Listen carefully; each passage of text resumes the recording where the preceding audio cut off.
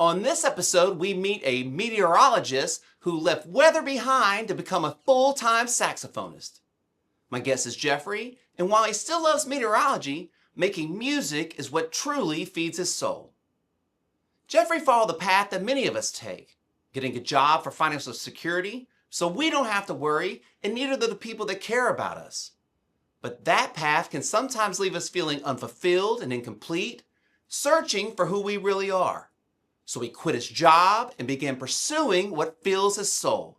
And for him, that meant jazz, specifically the saxophone. We also talk about the expectation you're supposed to learn the clarinet before the saxophone and how he didn't have time for that. Let's jump in.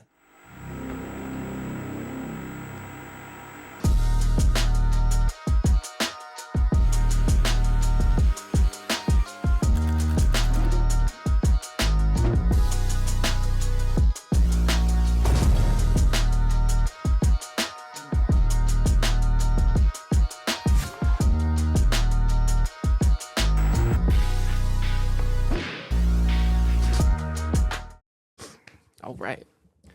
You have fantastic hair, by the way. I'm sure. Thank you so much. How many people tell you that a day? I don't know about how many per day, but it happens. There's a few a week, I would say. But speaking of, I actually have been thinking about cutting it off a little bit. Nothing crazy.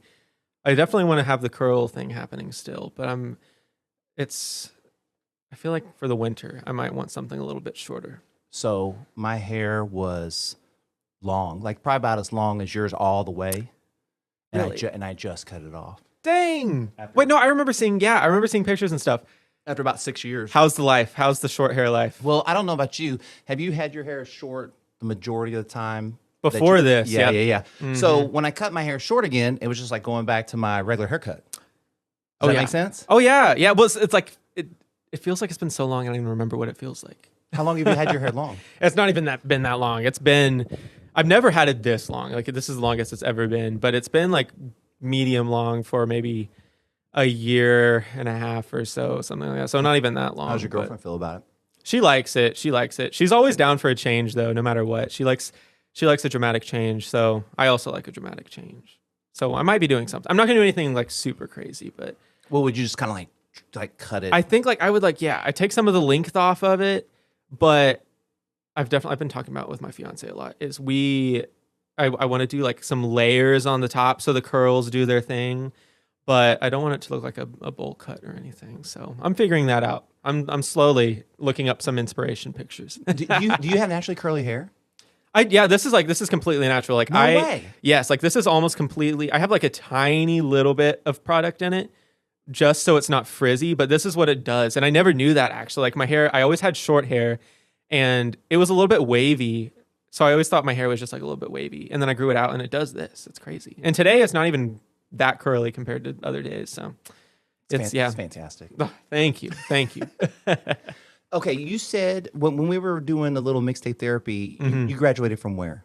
University. So I did my undergraduate degree, or I did 2 undergraduate degrees in meteorology and in instrumental jazz from the University of Oklahoma.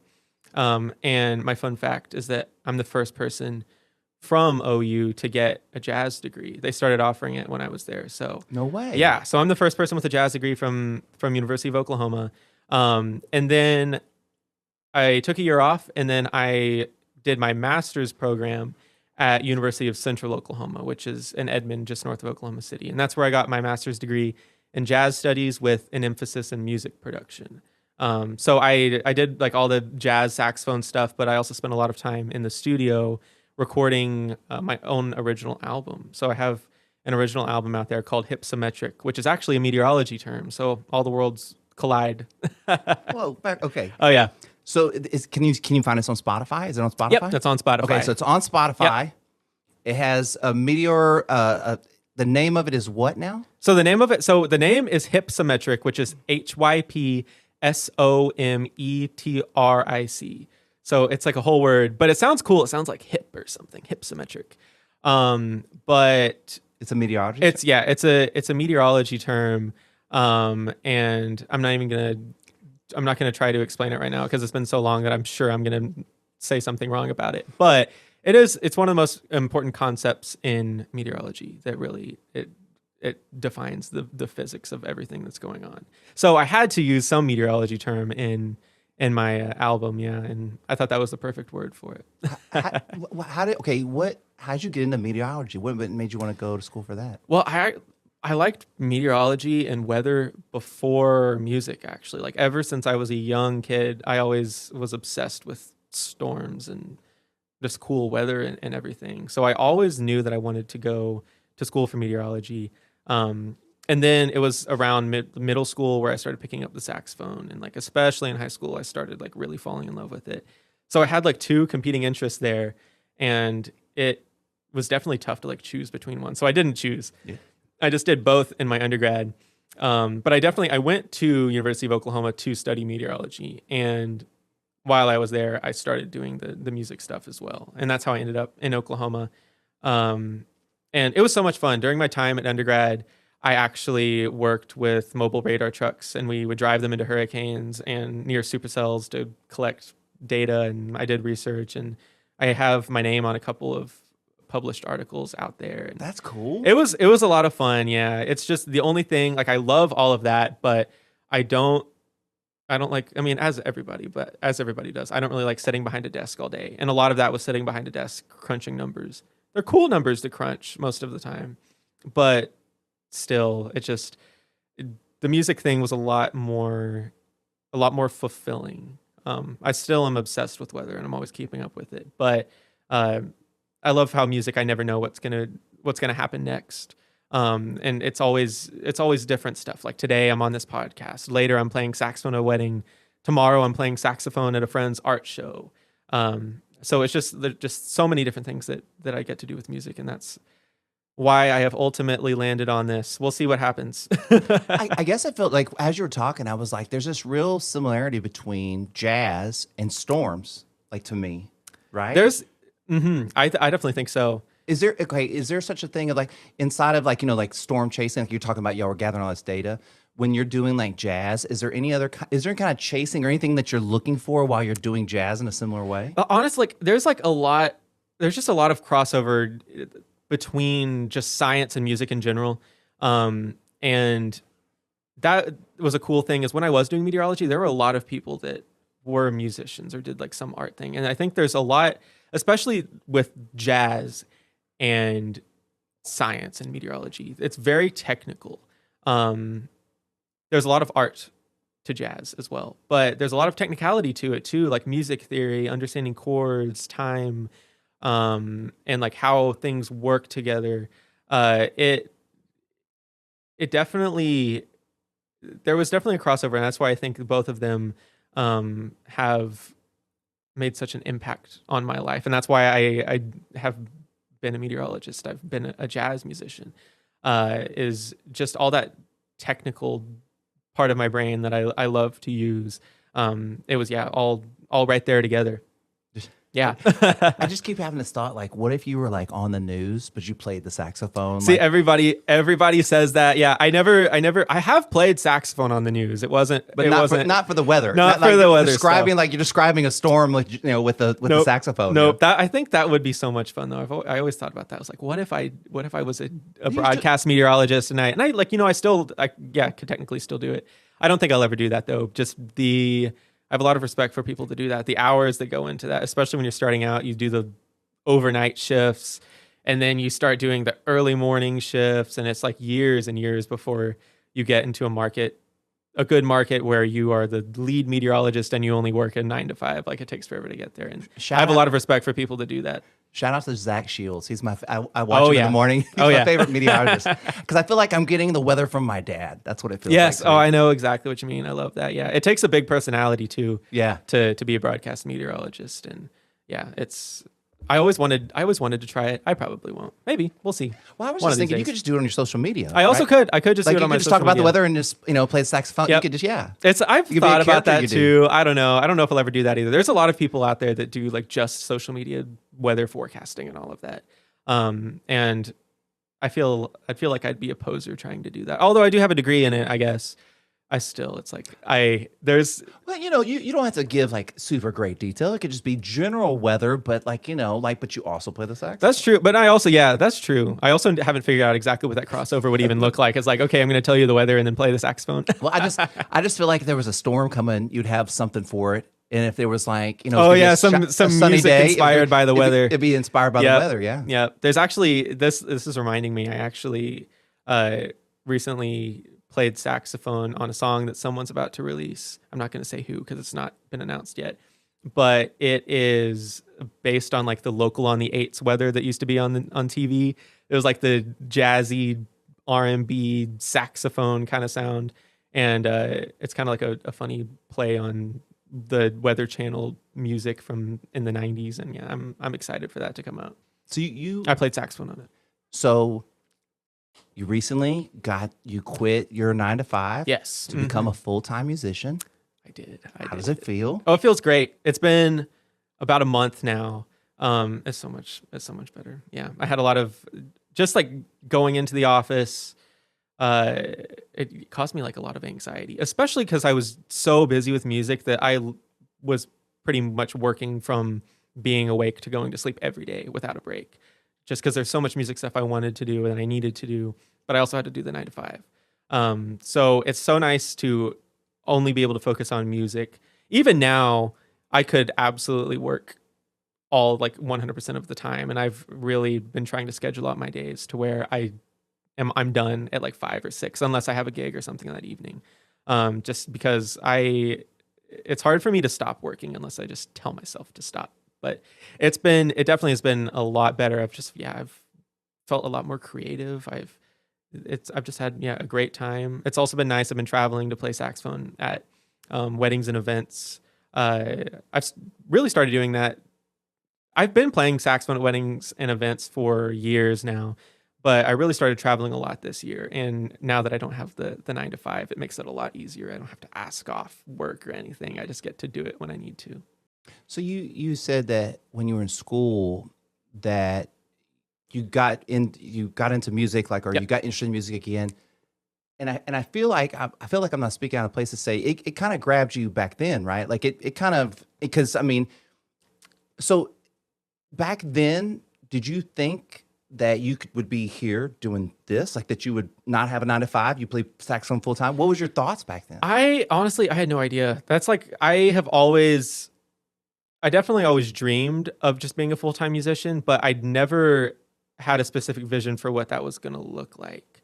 Just because it's almost impossible to do that in a creative career. You never know what that could possibly even look like. And I like nowadays I do all sorts of stuff with the saxophone. Like I do a lot of social media stuff. I post a lot of videos on there. I do a lot of recording work for people, both in studios and at my home studio. I play saxophone at weddings and events, like I was just saying, all across the U.S.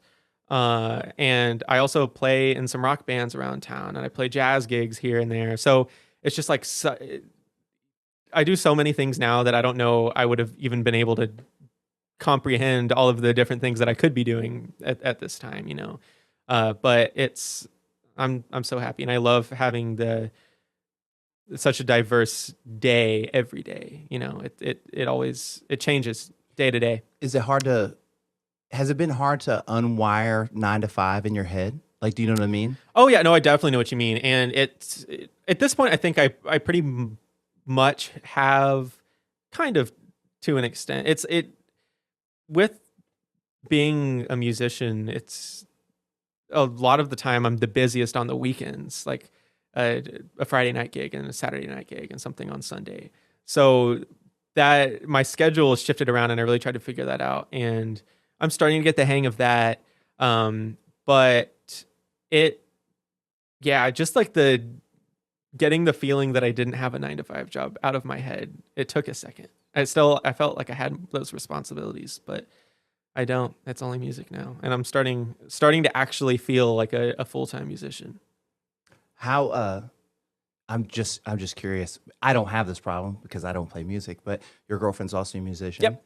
How is all that? Like, are y'all competitive at all? Are y'all always supportive? Like, do y'all always? Does she ask your opinion? Like, what's y'all's music relationship? I'm just curious. Oh yeah, we are definitely not competitive. Neither of us are competitive with music at all, and that's I think something that really brought us together.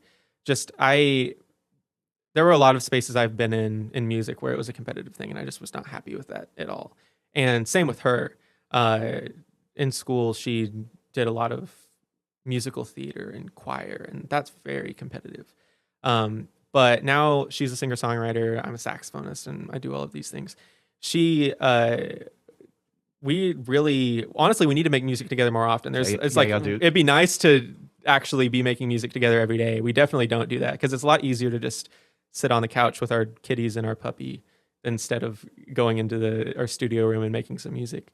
But she helps me so much. The thing that inspires me the most is her creativity. She is like just such a creative person. And although I'm a musician, I don't think that naturally means you're a creative person. Like I think I came from a more technical side of being a musician, coming from a jazz and school background. And it's hard to get out of that and really just try to be creative. But she helps me so much with that. She writes so much amazing music, like not every day, but almost every day she's writing a new song, it seems like. But she also knows, she also did music school. So she can talk all the jargon with me.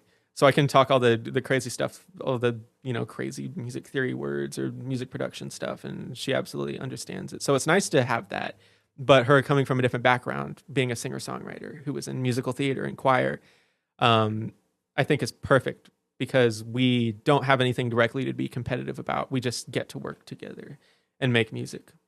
Yeah, again, I don't have that problem because I'm not. Oh yeah, but I can say that I can understand how cool it is to have someone that does all that creative stuff, that takes the time to share and talk to you about it and stuff like that, and just how impressive that is. It's amazing. Oh yeah, it's so special.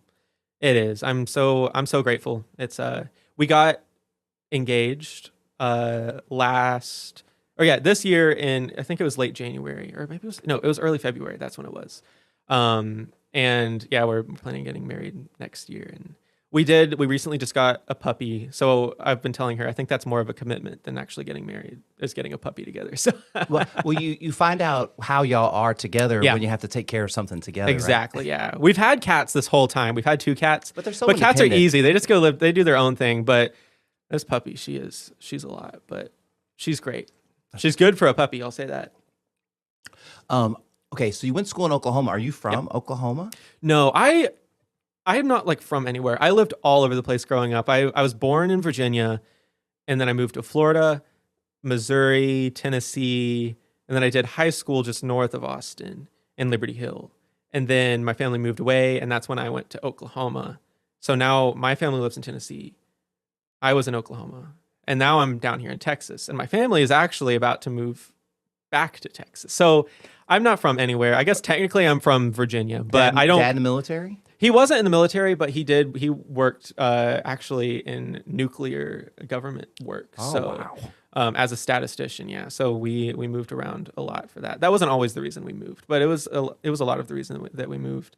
But I'm super grateful that I had so many different experiences growing up, and I think that definitely shaped me to be the person that I am today, just because I saw so many different people living lives very differently, and I'm so glad, because most people grow up in one place and are around the same people their whole lives, and then they go to college, and then it's just a big shock.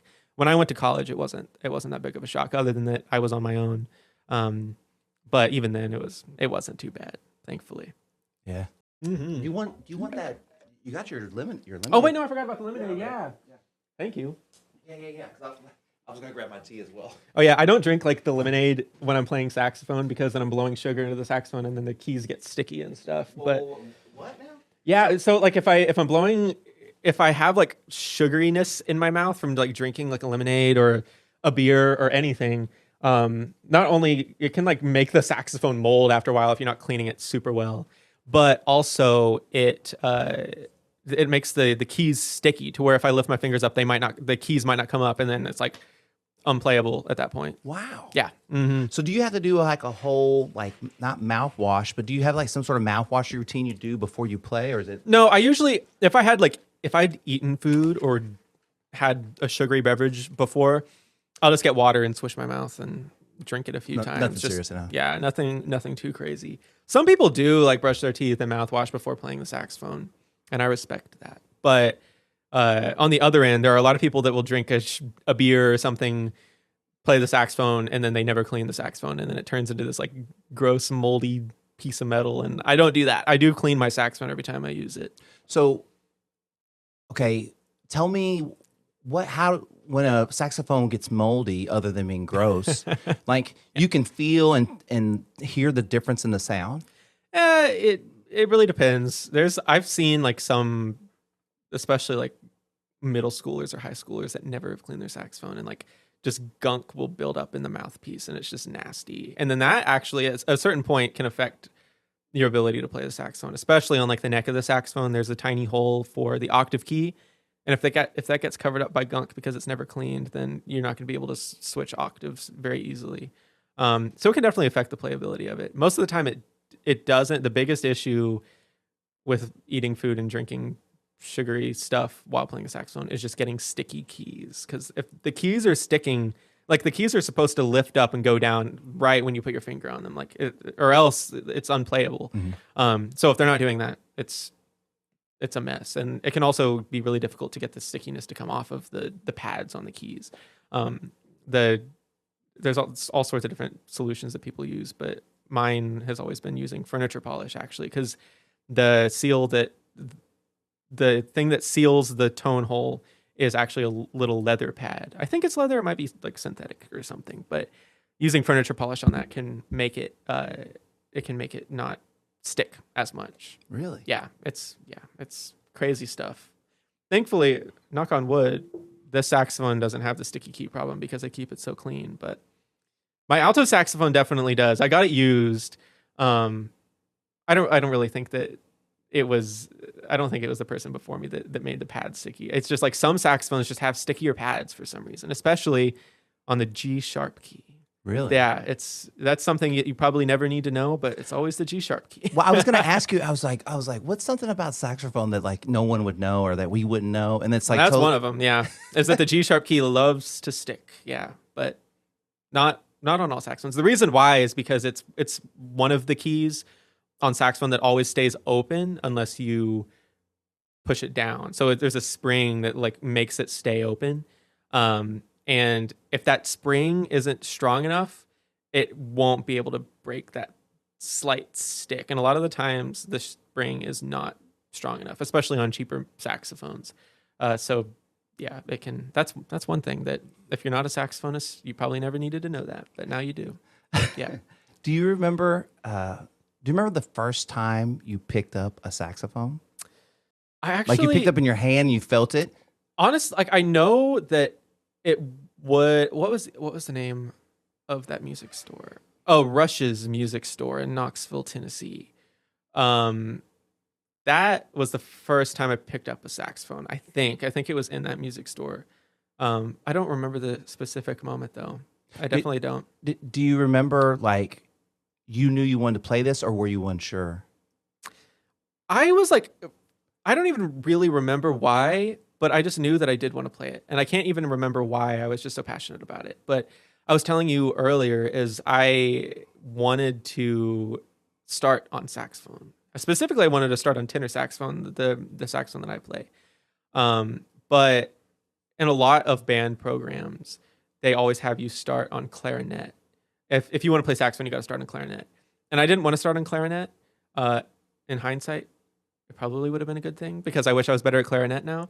But so I didn't want to start on clarinet, so I took saxophone lessons the summer before the 6th grade. So when I got to the 6th grade, it was like crazy of them to not let me play saxophone. So it worked out. It worked out for me, and that's when I started playing saxophones. When is probably the first time I ever touched a saxophone. You said that it would have been better if you would have learned clarinet. What does that mean? Well, as a saxophonist, a lot of the times you are expected to double on other woodwind instruments. Clarinet is one of them. Flute is another. I What do also you mean wish I by was better. what is double? Doubling just means like being just being able to play other woodwind instruments. Oh, okay. So more than one woodwind Yes, instrument. Oh, okay. exactly. Yeah. So saxophone is a woodwind instrument, and professional saxophonists are definitely often expected to play the clarinet on a gig or a recording or something, or flute, or bass clarinet, or just like all sorts of random ones. But flute and clarinet are definitely the most common ones, and that really, from what I know, comes from big band era of music. That's really like one of the things that made just saxophones and horns in general get a lot of popularity with popular music, because big band music was popular music back in like the 20s. But in those gigs, the saxophonist would often have a clarinet and a flute right next to them, because that is what the orchestrator wanted them to play. So nowadays, it's kind of just an expected thing to be able to do that. And I can play clarinet a little bit. I can play flute a little bit. Well, I was saying you probably can play them a little bit, right? A little bit, yeah. But they're hard, especially coming at it from being just a saxophonist. Flute is actually a little bit easier conceptually because it's the same fingerings for the most part.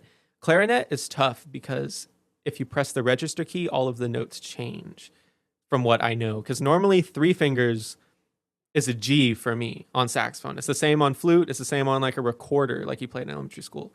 But on the clarinet, if you don't have the register key down, 3 fingers is a C. If you have the register key down, it's a G. So it's really hard it's difficult to wrap my head around that, just because I'm so used to the fingering system of most woodwind instruments. I took clarinet lessons actually in my master's program, and that helped a lot. But still, I wish I was better. How was that? How were the clarinet lessons after playing the saxophone for so long? It was a lot of fun to like start on something new, but I already had a good concept of, because there's a lot of crossover between the saxophone and the clarinet, especially like voicing concepts, which is how you make the sound on the saxophone and can adjust the pitch and what the tone sounds like. And that's something that's really hard to get new saxophonist or clarinetist to really grasp and figure out. And it really is something you can't teach. You kind of just have to figure it out yourself, and you just guide them towards that. But I already had figured that out on saxophone. So going to clarinet, I had to make adjustments, but I knew what kind of adjustments I needed to make. So that's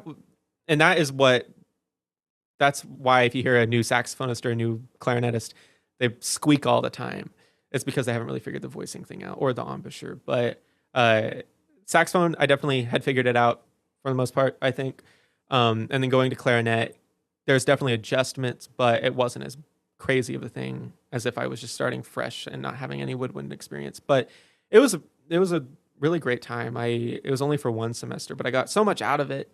And I'm super grateful, because since then I've had random opportunities come up where they want me to play clarinet, and I'm like, I guess I can play it.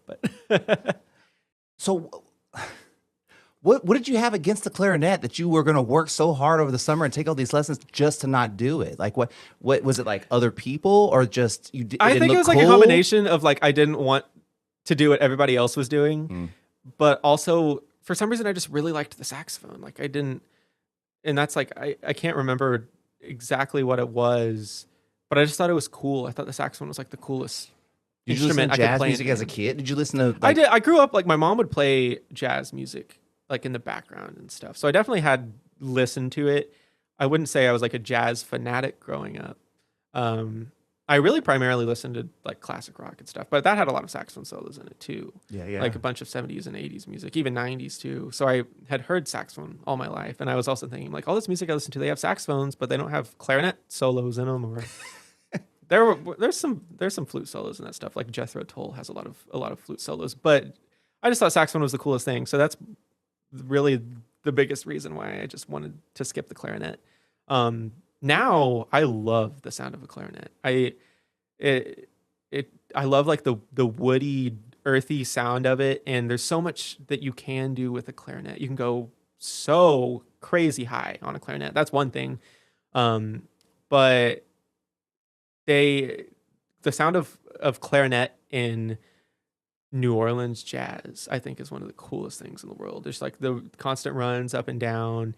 I love the sound of that, and I'd like to be there someday on the clarinet. We'll see. I'm working at it. Well, you got this whole jazz thing. I mean, the whole saxophone Oh, thing yeah. going on. You know what I mean? Like, Oh yeah. It helps. It helps for sure. Did anybody in your family play music? Parents, like nothing? No, not really. My mom took piano lessons, like beginner piano lessons when I was a young kid. But and I think maybe I think my dad's mom played piano a little bit. I never met her. She passed away before I was born. But other than that, like no musicians in my family that I can think of off the top of my head now. So this was like I didn't know anything about this career path at all. I knew starting in high school is when I really started to fall in love with music, and I knew that I wanted to be a musician. But even then, I didn't know if that was like a realistic It probably thing. didn't feel real, right? Like It didn't feel real because I didn't know anybody personally that was doing that, other than like my music teachers. And I have a lot of respect for music teachers because I definitely wouldn't be the person that I am today. And I teach private lessons too. So I love teaching, but I don't know if I could ever be like a high school band director or something. That takes a lot. But that's, I think, one of the most important jobs to be a creative is band directors for like,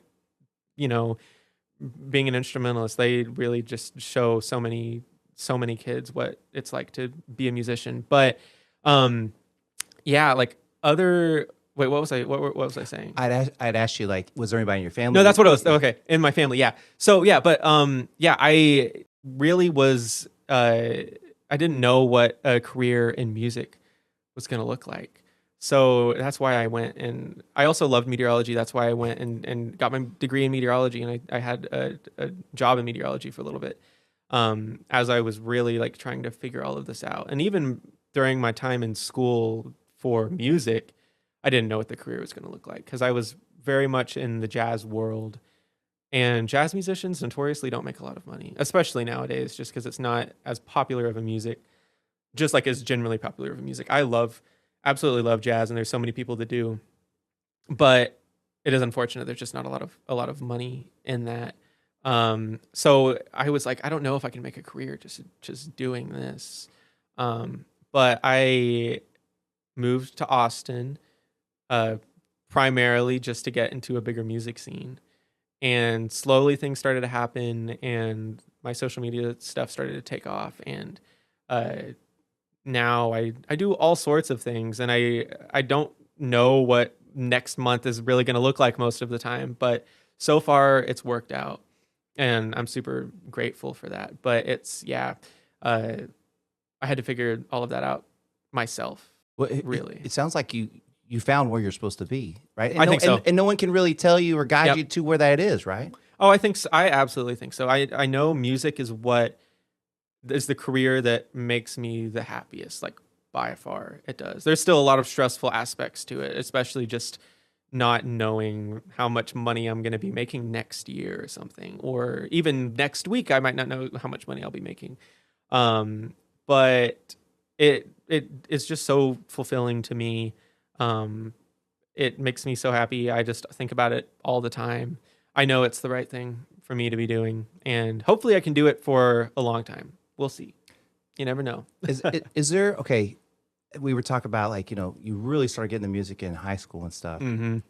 Was there an underlying part of you all this time that was like, I should be making music for a living, but you like just didn't want to believe it, just didn't want to follow it? It feels, like you said, untouchable. Yep. You didn't know anybody, and maybe like getting to Austin, meeting other musicians, like, do you wish you would have maybe done it, like, not quit sooner, but like believe that sooner?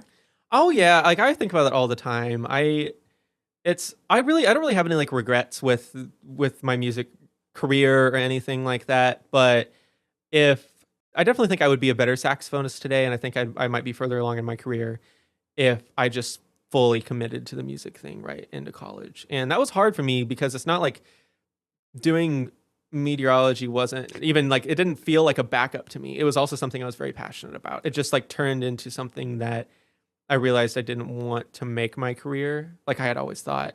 But it if I did just like fully lean in and embrace the music thing in high school and going into college, I'm sure I'd have a different life. But I don't know. I have no idea what that life would look like right now. I'm super happy with the life I have now. So I definitely don't regret or anything. I don't really wish I would have done anything different.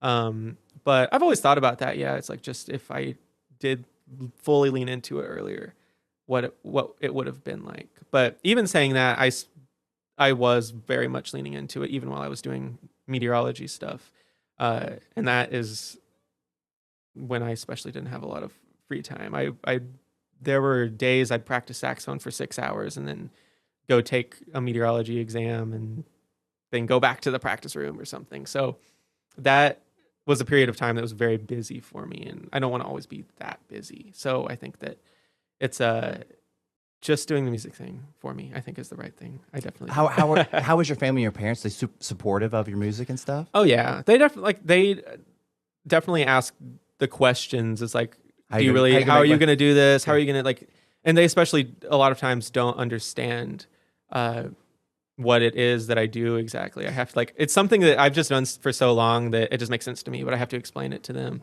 which makes sense because they've never been around somebody that does that, that is a musician full time. But I told them that I wanted to leave my 9-to-5 job and do the music thing full time. And that wasn't just, I'm not one to just throw everything to the wind and just do it without thinking about the consequences of it all. I was starting to make enough money to live with music to where I felt like I probably could quit the 9-to-5. So that definitely helped with my parents understanding what I was doing. But they're very supportive of what I do, and I'm so grateful for it. They because I know a lot of parents wouldn't be, just because it is a risky thing. But there's so much potential in music and with what I do, and I have no idea what's going to happen. And if I need to go back and work a 9-to-5 again at some point in my life, I will. I will. But I think, now is the time to try it out and see what happens. Okay, so I'm gonna kind of put you on the spot. I'm just curious though. I know you said you love meteorology, right? Yep. But was there any part of it that you were doing it for other people instead of just pursuing the music thing? Because I can get that. Like, I don't have a normal job. Right. Mm-hmm. My parents are like, what do you do? Right. Kind of thing. Totally. And so I get it. There's a level of sometimes we go chase these things for not other people, but because, you know, we don't want them to worry about us, or don't want them to ask questions or whatever, you know? Totally. Oh yeah. Oh, absolutely. Specifically, I'm the first thing that comes to mind is my dad's always been a statistician, and meteorology is very statistics based. It's a bunch of math. It's specifically statistics, but and physics and all of that. And my dad also worked in government a lot, and there's a lot of government meteorology jobs. So that was something that I knew my whole life and I was familiar with, and that was something he was familiar with. So part of me, it was my dad did this for a living and we made it and we were just fine. So I guess I could do that too. But I don't think that, I absolutely love weather, and I just find it amazing, just how everything works. But I don't think I fully realized what it would be like to have an office job. And I think that,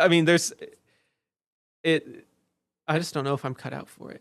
It's tough. There's a lot of people they definitely are. But I really need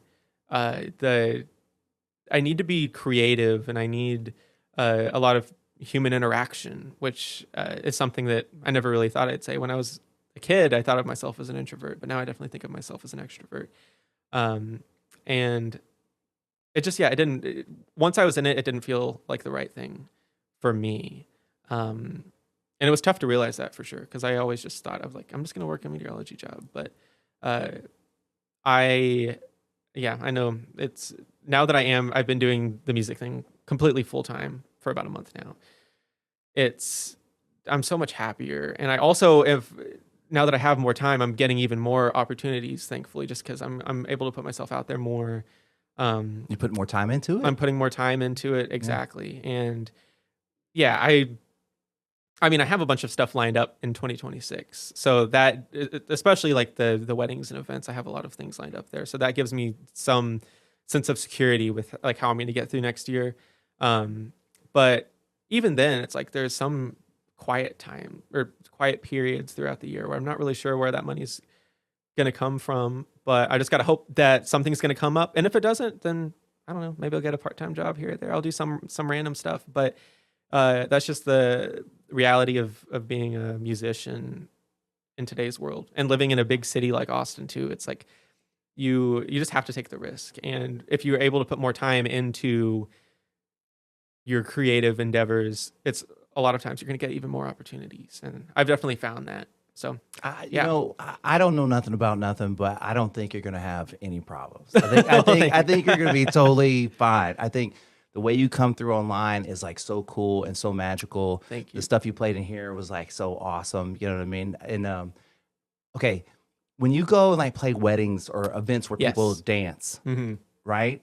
Is there ever any kind of magic you feel when you play a song and these people kind of start dancing to your song, almost like a Pied Piper? You know that's funny. That's a funny comparison, but absolutely, yes. This actually playing saxophone out on the dance floor at a wedding, never thought I would do that. Like I always thought I'd be like the guy who just stands on stage and plays the music. But I started doing that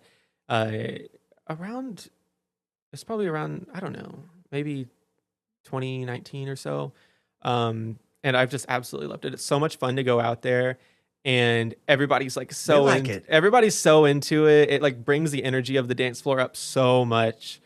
I have the best time doing it, and everybody always reacts differently too. It's so fun to like play with the crowd's energy, which is just what a DJ is doing too. But I don't stay out on the dance floor like the whole time, because then it wouldn't be interesting anymore. It's like you want it to be special. So I only go out on the dance floor like every few songs, or like if there's just a lot of energy for 30 minutes, maybe I'll stay out there the whole time. But it's just fun to like feel the vibes of the room and go out there and just help with the energy of the dance floor. And it's a lot of times I'm out there and like everybody's just partying so hard that I feel like they're not even paying attention to me. But then afterwards, like I have so many people come up to me and just tell me how much fun they thought it was. And that is just the most gratifying thing ever, is especially the brides and grooms on their wedding day is like telling me how excited they were to have me there. Like that's the biggest day of their life. And it's so special to be a part of that. That's where I'm going after this, to a wedding. Hey, nobody's saying that about the clarinet. Hey, that's true. But hey, I think it'd be fun. It's clarinet on the dance floor. I think it could go hard. Well, hey, maybe you could be the guy that makes the clarinet cool. Hey, there are some people out there that make the clarinet cool. And I also am saying this. There's probably somebody out there playing clarinet on the dance floor already that I just don't even know about. But yeah, I hope I learn soon. This final segment is brought to you by HeyJustBe.com. I believe that achieving balance in the mental, physical, and metaphysical aspects of your purpose through learning, serving, and creating can transform your life into one you truly enjoy living. Want to learn more? Visit www.heyjustbe.com. So how I usually wrap this thing up is I ask people, what do you do to just be the best version of yourself so you can be good for everybody else? So if you don't mind, like just kind of like go into like what makes you a great performer, what makes you a great saxophonist? Like how do you show up the best to do your job and the way you do it? That's a great question. Yeah, and that's something I've thought about so much for forever, especially recently though. Is like how am I gonna stand out amongst the other saxophonists? And there's so many things. One of the things is just being friendly. Like I could be the best saxophonist in the world, but if I wasn't personable, if I wasn't nice to people wouldn't want to work with me. They wouldn't want to hire me. And I've seen that before. Like some saxophonists that I will just never be at their skill level, but it's hard. It can be hard to be around them. And I think that's really the most important thing. Just as being a person who's working in the music industry. But other than that, I think having a a diverse musical knowledge helps me be the best that I can be, for sure. I coming from like I really like started out listening to classic rock when I was growing up, and then I really got into jazz when I was really learning the saxophone, and I got so much out of that. And as of recent, I listen to a lot of pop music, just starting because I started adding saxophone solos to pop songs, but now I'm like really starting to understand the artistry that goes into that. But having all of these different backgrounds, and it doesn't even necessarily mean that it has to work with the saxophone, but I think it gives me the flexibility to work in any music environment that I need to be in. But yeah, and one more thing is just being supportive of others. Yeah. That's a big one. That's a big one, because it's easy to like just be so caught up in what you're doing and just trying to get to the top or get to be successful in what you're doing. But if you're not supporting others who are doing a similar thing, you're not going to make much progress, because this is all, it's so much networking that is happening in music. No matter how good you are, it's a lot of it is networking. And you need to show that you really like what your colleagues are doing. And they will often support you back if you're telling them what you like. Like if they released a song, tell them how much they like that. Or the DJs I work with at weddings, I'm always telling them how, when they're especially good, I'm telling them like how much I loved working with them. I've never worked with a bad DJ. They're always so much fun. I think you have to be pretty good in order to do it at weddings.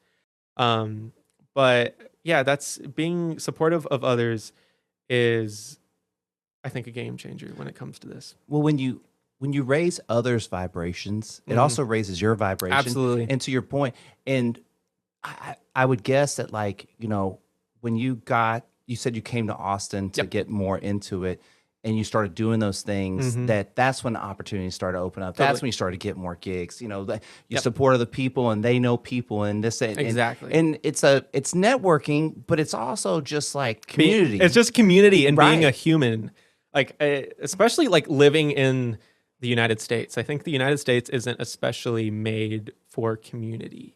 Especially the whole world now with social media and everything, but just thinking about here in the US, like all the roads are so big. There's no sidewalks anywhere. Like you're just in your little metal box of a car, and then you go home and you don't talk to anybody. And it's so easy to get stuck in that. But going out, and I always tell my fiancés, I need to go show my face at these things, like a music show or a jazz jam or something. Even if I'm not actually participating in it, just being there around others that are doing what you do keeps you at the top of their mind. So if they did have a gig opportunity or a recording opportunity or whatever, they'll think about you and reach out to you. And I don't even really think about it that way too much. Like honestly, most of the time I just want to be around other people that are doing a similar thing because it's fun. I can relate to them. And it just works out to, the more you're around it and the more you put yourself out there, the more opportunities you're going to get. I found in like when I was started doing my podcast, that a lot of my friends would tell me like, all you do is talk about the podcast, right? So then I was like, well, I'm just going to find other people do podcasts that all they want to do is talk about podcasts. There you so go. don't have to bother my friends, right? and there's a level, I think sometimes as we grow and change as people, and maybe we get new hobbies or get into new things, we maybe don't do it because our friends aren't supportive, or we don't feel like they're supportive or whatever. And so when you do support somebody doing something, it feels so great, right? For you and for them, right? But that might not always come from the people that you've always been with. It might become the people that you find that you connect with on this, because well, now that you said this, that meteorologists and jazz musicians, there's a lot of alike, but not necessarily hang out together. Yeah, not necessarily. Not necessarily. You know what I mean? And they might not be into the same things. Yeah, no, then that I've thought about that so much. And even just thinking like when I first started posting saxophone solos on pop music on social media, I was really hesitant to do that because I was just around a bunch of jazz musicians that a lot of them don't think pop music is real music and all of that. And I see where they're coming from because they're around this like technical high, like this like really, it's hard. I guess I don't know what I'm saying, but this really like technical music, and then they see pop music, which is simple on the surface, but it's not at all. Like they could not. It's a form. It's a form. It is. It absolutely is. Like producing a pop song is, I think, it takes so much artistry. But all that to say is I was hesitant to post saxophone solos on pop music because I thought they would be like, what is he doing? Like what is this silly thing? He's adding saxophone solo to pop music. But I'm glad I did it because then I started getting attention online and people started seeing that. But it's not, I wasn't even doing it for attention. I just really enjoyed it. As I was saying, like I listened to all kinds of music, and there was a lot of music that I listened to that I wouldn't talk about or I wouldn't talk about to my jazz colleagues, just because I didn't really think they would care about it, and that's okay if they don't care about it because not everybody's into everything. But I'm glad I did start sharing it on Instagram and TikTok, and I was, there's always the part of me, it's like, oh, am I going to annoy all of my old friends and they're just going to unfollow me? Maybe some of them did, but most of them didn't. Yeah. Well, Yep. I am a fan of jazz. I do like jazz. I probably don't like it as much as you do, but I do like jazz. But man, like some of those solos are so cool, especially if someone like not everybody listens to music in layers like everybody else does, right? So they might then recognize there is a saxophone in that song, or there would be, or could be, right? Yep. And you sit and you add that, and it's so cool. I was telling you, my daughter's such a big fan of your K-pop one, and I mean, and I just thought that was so cool because she related to you in that moment over a song that she knew, and you performing, which is what she wanted to see. So I think it was awesome. I think that's the most special thing in the world because being in the jazz world, there just weren't a lot of people outside of the jazz world that were connected to that. But I feel like I can connect to so many people by adding saxophone solos to songs that everybody knows. Yeah. And I enjoy the music too myself a lot. And sometimes I don't really know where I'm going to fit a saxophone solo into a song, but that's always a fun challenge, is to find where I might be able to do that. Like there's a lot of songs I would have never thought a saxophone solo would work, but it does work, and it's a lot of fun. We see you're showing them. Yeah, absolutely. Yeah. And then that's the other thing. It's like I've gotten messages before from people that like saying that I inspired them to go buy a saxophone and start learning it. And I think that's the craziest thing in the world. I still can't comprehend that that's a thing, but that just makes me so happy. And it's just from me doing these short videos online, just connecting with all of these people. I think it's the most special thing in the world. I love it. It makes me happy. Man, it's amazing. Well, hey, I ask people, I don't know, you ask people, give me a hug. Do you mind giving me a hug? I'll give you a hug. All right, let's push that microphone out. Hey, thank you so much. Thank you. Appreciate you.